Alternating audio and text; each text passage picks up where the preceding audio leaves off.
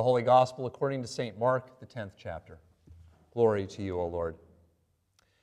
James and John, the sons of Zebedee, came forward to Jesus and said to him, "Teacher, we want you to do for us whatever we ask of you." And he said to them, "What is it you want me to do for you?" And they said to him, "Grant us to sit, one at your right hand and one at your left, in your glory." But Jesus said to them, "You do not know what you are asking. Are you able to drink the cup that I drink, or be baptized with the baptism with which I am baptized?" They replied, "We are able." Then Jesus said to them, "The cup that I drink, you will drink, and with the baptism with which I am baptized, you will be baptized. But to sit at my right hand or at my left is not mine to grant, but it is for those for whom it has been prepared." When the 10 heard this, they began to be angry with James and John. So Jesus called them and said to them, "You know that among the Gentiles, those whom they recognize as their rulers lord it over them, and their great ones are tyrants over them. But it is not so among you. But whoever wishes to become great among you must become your servant, and whoever wishes to be first among you must be slave of all. For the Son of Man came not to be served, but to serve, and to give his life a ransom for many." The Gospel of the Lord. So, I have lived in the Washington area for a long time now, most of the last 4 decades. And as most of you know, when you live here for a long time, you realize that there are an awful lot of people who come here, not just the politicians, because they like to be in charge. And often, even when people who live here are not in charge, we can feel like we have an outsized ability to influence policy and events because we are so close to the seat of power in our country. And I've noticed, and perhaps you have too, that many of the people who sort of crave power and influence do so because they have tremendous egos that need constant caressing. There are many politicians in both parties who fit this description, but it's not just them.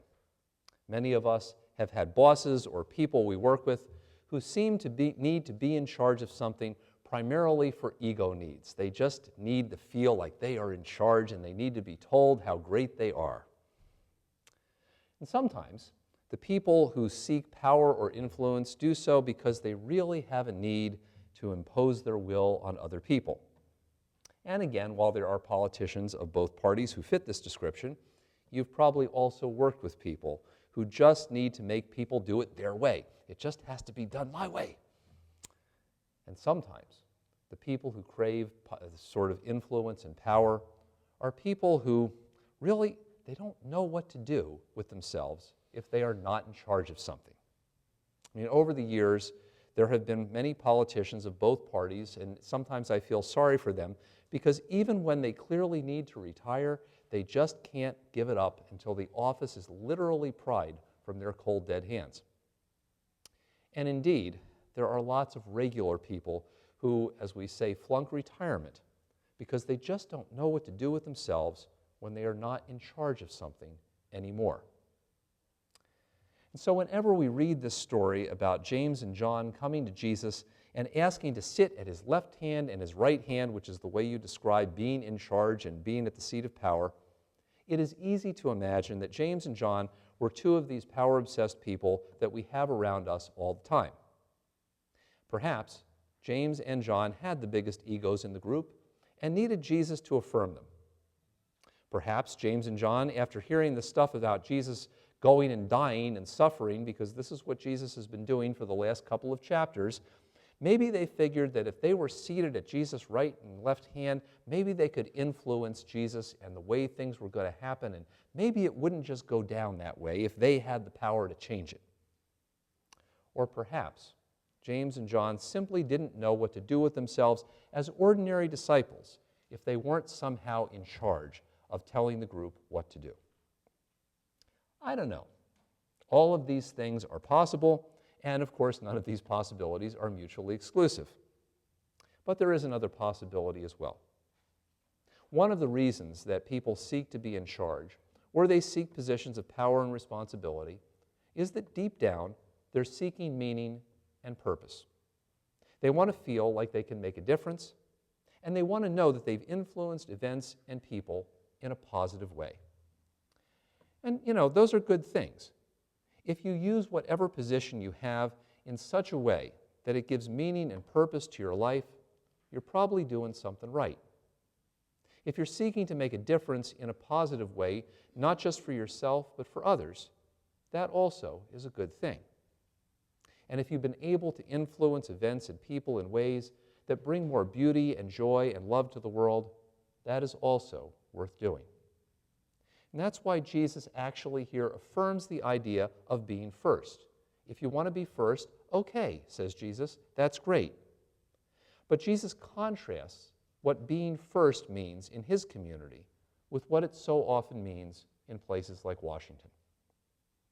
Being first, says Jesus, is about seeking meaning and purpose outside of yourself.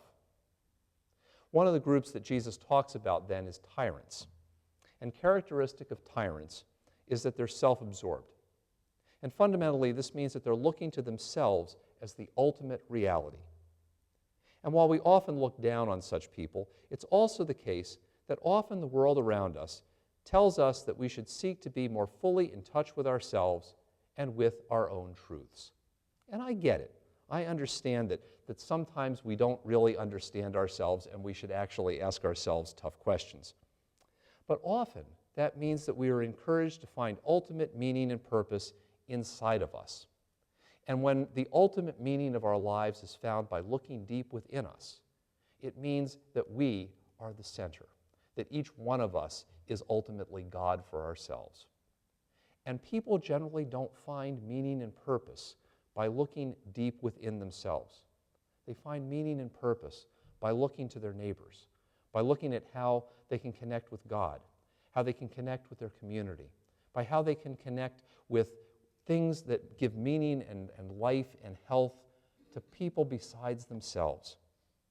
And Jesus calls us, as he calls his first disciples, to look for meaning and purpose by focusing on that which is beyond us, not simply that which is inside of us. Jesus tells his disciples, and he tells us, that being first is great, but being first means making a difference for others, not just for yourself. Because one of the dangers of many of the solutions to our problems that are sometimes offered is that they're offered in ways that make us feel that whatever is good and perfect for me is also, just coincidentally, good and perfect for everybody else too. And so I limit my ideas of what should happen to the subset of ideas that also personally happens to be good for me. But one of the things that Jesus always calls us to do is to look at what's good for others instead of beginning simply with the subset of things that happens to be good and comfortable for me. This is the problem that he's been having with his disciples so far in the gospel for the last couple of chapters. He's talking about his disciples having to be in situations where they're going to suffer, where it's going to be uncomfortable, where it's going to be bad for them. And yet, says Jesus, ultimately this is good for the world. This is good for the group. And what he's calling them to do is to be able to look and see that God's will can be accomplished even when it doesn't make those individual disciples personally happy. And often, being first, in Jesus' way of being first, is about asking what's good in the long run for everybody, instead of simply what's good for me right now. And Jesus also calls his first disciples, and he calls us, to be first, but to be first in a different way, which is often expressed by using whatever power you have to bring beauty and joy and love to those around you. Because after all, there are lots of people, especially in the lead up to a general election, who are happy to make us nervous and anxious and upset. I get it. It sells. It's great clickbait. If you put something online and it goes, oh my gosh, look at this is terrible. Everybody's going to click on that. Nobody really clicks on, or maybe this is why people click on the things about cat pictures, because, this is nice. This is a change. Jesus says that kind of way of just trying to make everybody nervous and ugly and upset with each other, he said, it is not so among you. Not just it shouldn't be so, it's just not. And that means Jesus calls us to use the power of our lives to bring love and joy and beauty into the lives of others, even if it's in simple ways, like last night celebrating the joy of blessing our pets and all the ways that God blesses us and our neighbors through our pets, or simply by planting pollinator gardens that give joy and beauty to the community around us, that help restore some of the creation. These are not the things that I am certain are going to end up even in Patch or something like that, are probably not going to do articles on us for doing that. Maybe they will. But the things that we do that bring joy and beauty to our community are ways of celebrating the goodness of God that is all around us all the time. And that is part of what Jesus needs us to do in being first. So Jesus calls all of us, not just James and John, to be first, but in a different kind of way. Jesus calls us to be first by seeking meaning and purpose outside of ourselves, by opening ourselves up to where God is leading us each day. Jesus calls us to be first by being people who use whatever gifts and talents we have to seek the benefit of others in our world instead of just ourselves. And Jesus calls us to be first by being people who lift up and share the beauty and joy of God's presence in a world that actually right now desperately needs that.